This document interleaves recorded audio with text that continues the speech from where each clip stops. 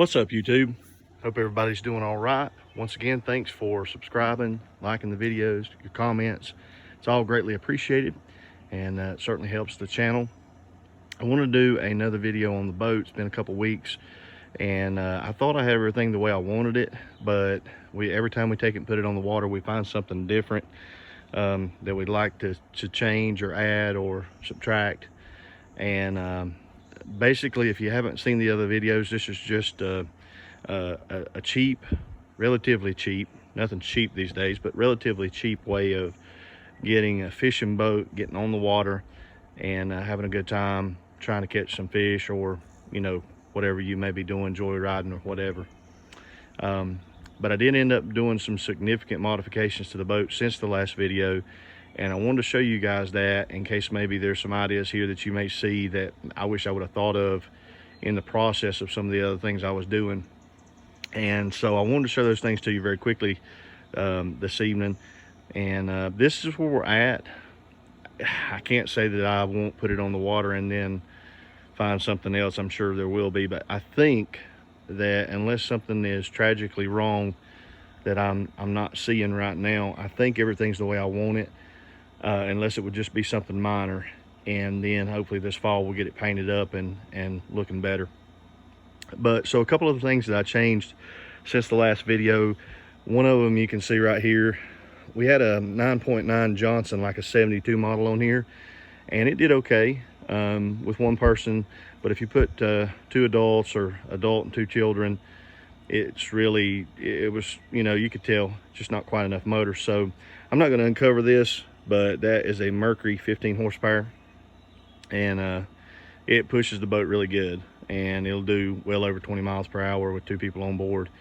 And so that's plenty fast enough for me. The lakes we fish they aren't huge lakes anyway. One in particular, you could probably see just about the whole shoreline of the lake within 45 minutes to an hour at that speed.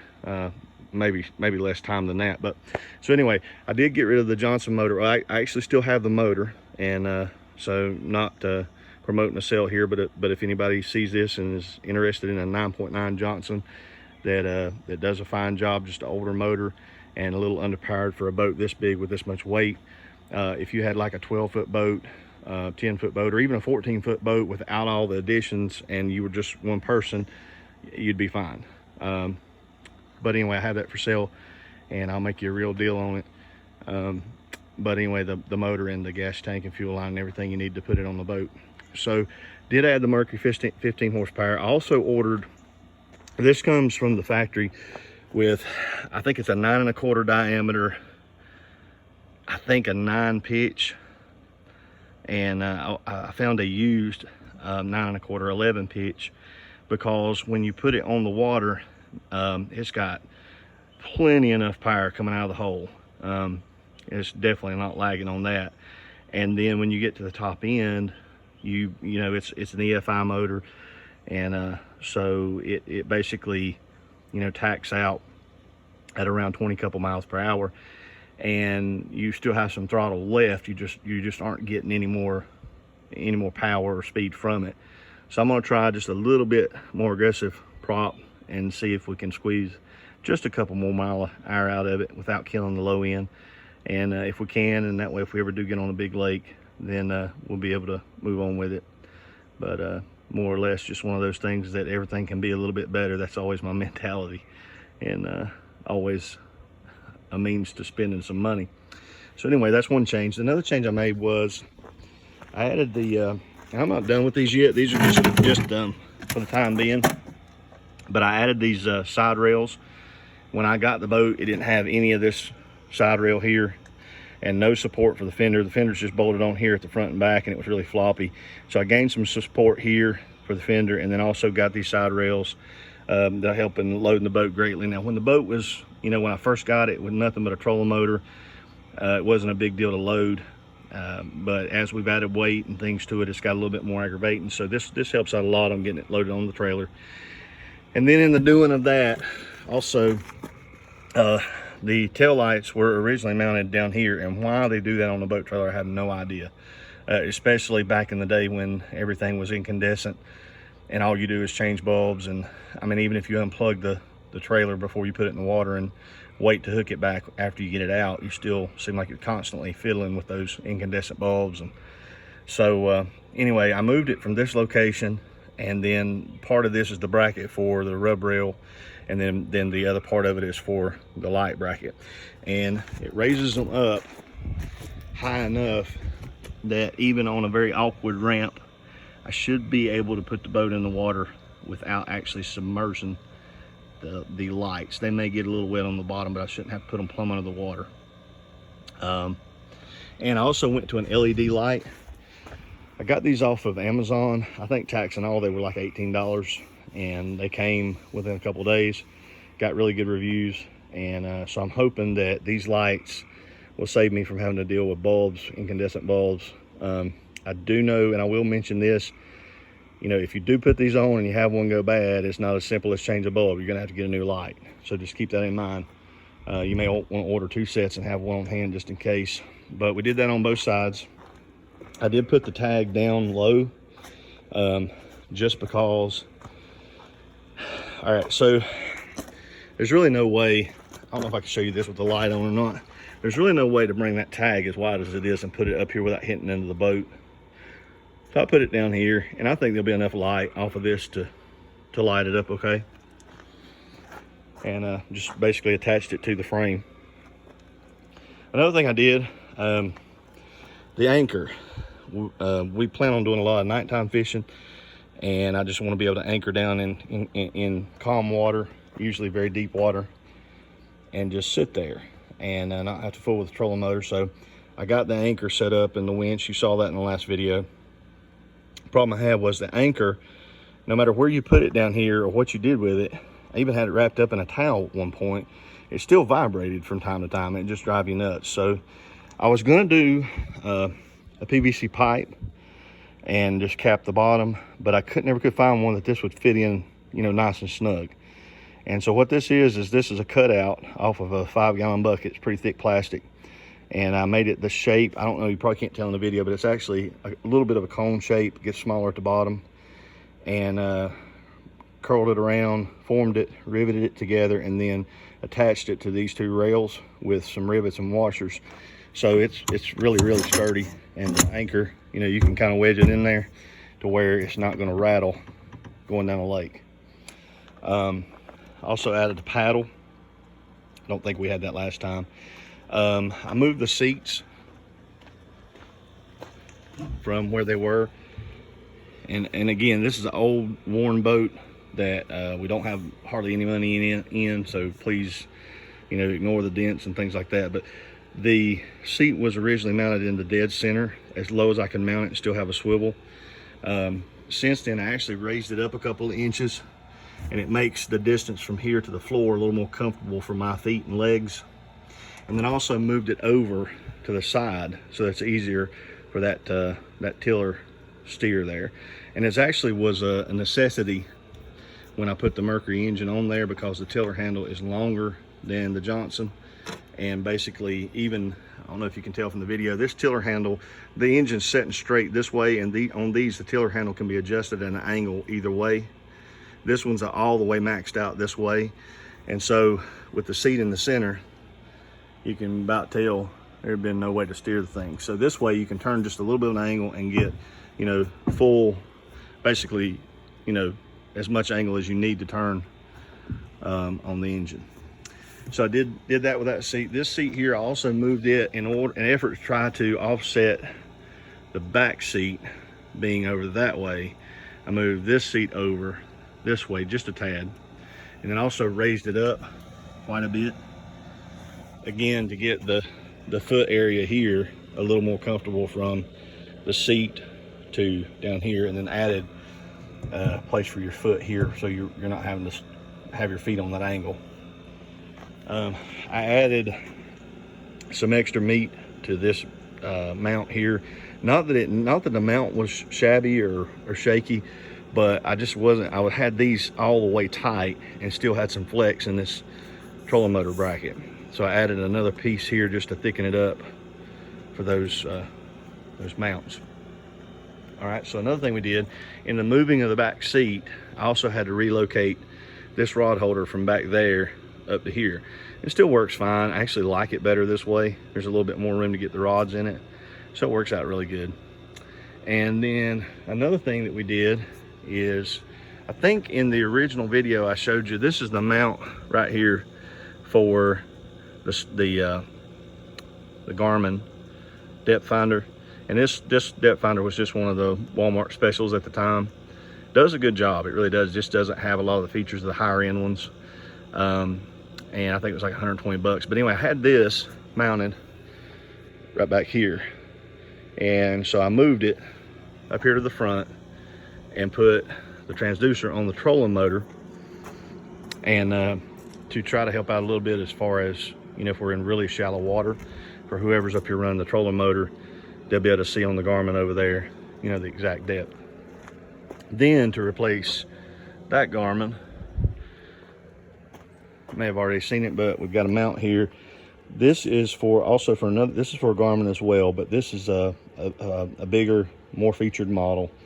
It is the 73 SV UHD.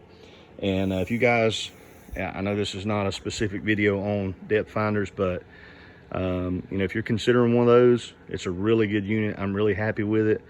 A lot of detail. This particular one has side scan, down scan, and traditional, plus all the maps, and got a really good deal on it. If anybody's interested, I can tell you where I got it. I bought it brand new for $4.99, and then of course tax, and I believe the shipping was free, but got a really good deal on it. I'm hoping to upgrade this in the future with a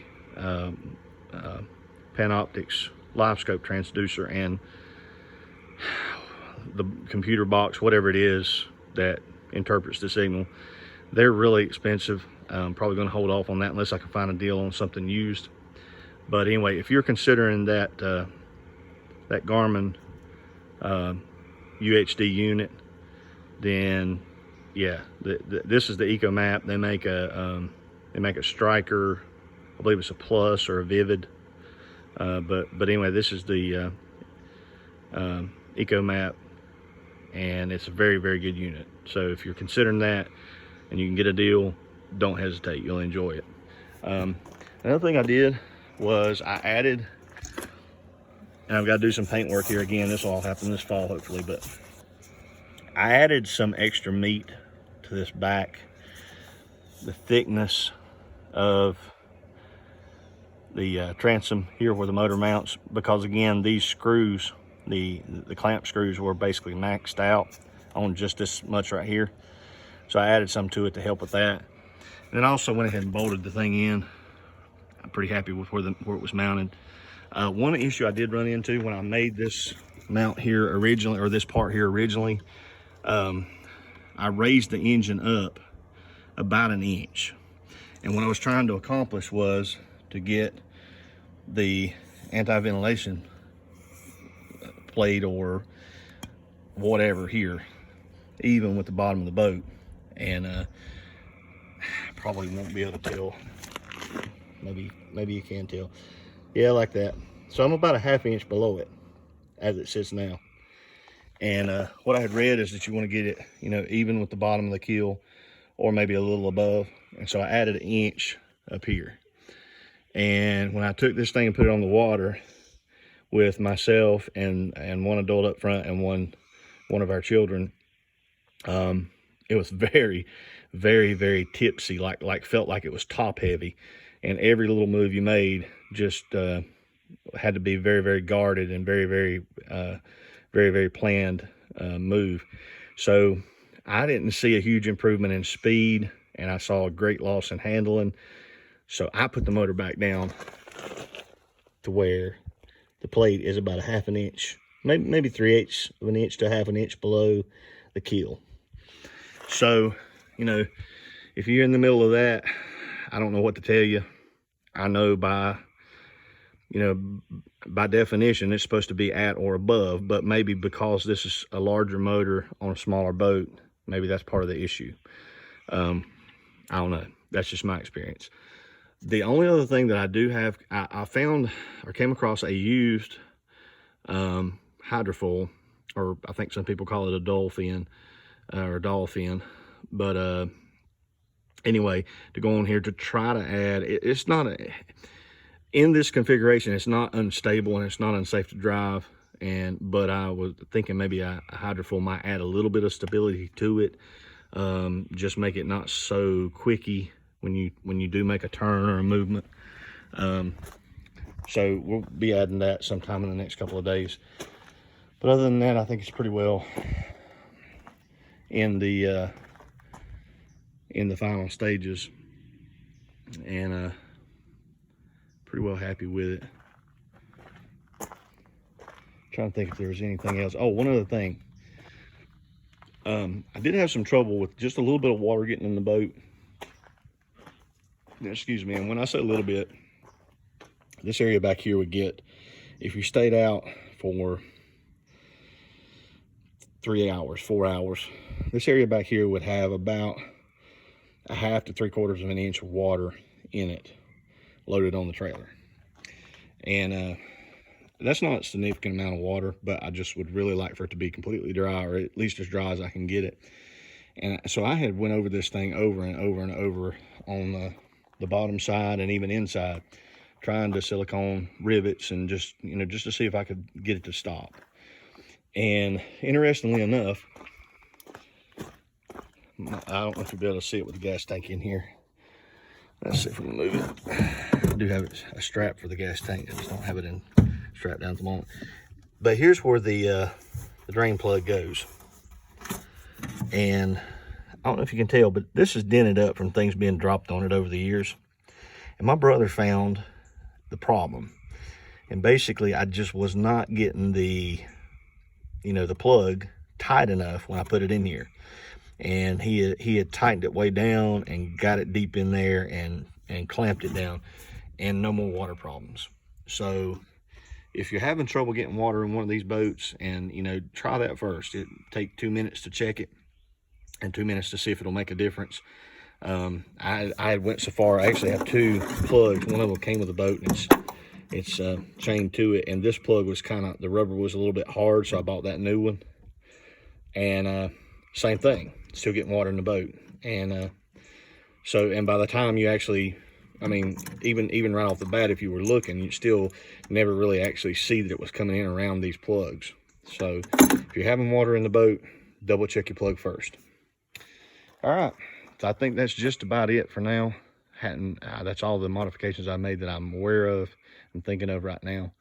But anyway, I haven't kept track of how much I have in this, but it's significantly less than even buying an older used bass boat or something like that already set up. It's not going to ride as good as a bass boat. It's not as fast as a bass boat, but it'll handle 2 to 3 people and take you fishing. You can get the job done, and it won't break the bank. So if you guys have any questions, or if you see anything here maybe that I didn't mention, if you'd like to know about, don't hesitate to ask. I'll be glad to give you any information I got. And you may see something, a suggestion that you could recommend that would make this even better. So just help yourself. Be sure to comment, like, share, subscribe, and just know that we certainly appreciate it all. Hope you have a great evening. Catch you later.